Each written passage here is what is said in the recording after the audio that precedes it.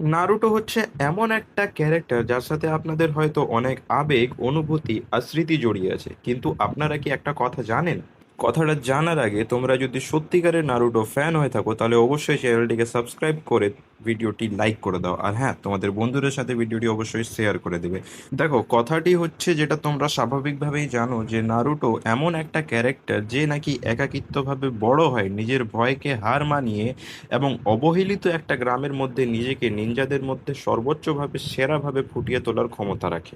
কিন্তু তোমরা কি জানো যে যখনই নারুটো যে কোনো ক্যারেক্টারের সাথে ফাইট করে অথবা আর্গুমেন্ট করে, তখন নারুটোর যে এমোশনসগুলো কাজ করে, যে এমোশনসগুলোকে নারুটো হাইড করে রাখে, সেগুলো নারুটো কোথা থেকে শিখেছে? আসলে এগুলো শেখার জন্য নারুটো কারো সাহায্য পেয়ে যায়নি। আসলে নারুটো ইতিহাসের ঘটে যাওয়া ঘটনাগুলি থেকে নিজেকে অনুপ্রাণিত করে এই সমস্ত কিছু শিখেছে।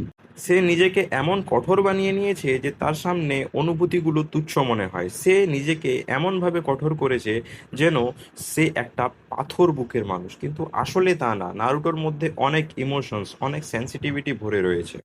আচ্ছা গাইস, আমি যে এই নারুটোর উপর একটা ডকুমেন্টারি ভিডিও বানানোর চেষ্টা করছি, তোমাদের কি এটা ভালো লাগছে? যদি ভালো লেগে থাকে তো অবশ্যই কমেন্টে জানাও। আর হ্যাঁ, যদি তোমরা আগের মতো ওই ফানি ডাবিং ভিডিওসই চাও তাহলে অবশ্যই কমেন্ট করে আমাকে বলো যে আগের ফানি ডাবিং ভিডিওগুলোই লাগবে। আদারওয়াইজ তোমরা যদি এরকম ডকুমেন্টারি ভিডিওর উপর নেক্সট একটা পার্ট চাও কাকাশি সেন্সেইয়ের উপর, তো সেটা অবশ্যই কমেন্ট করে জানাবে।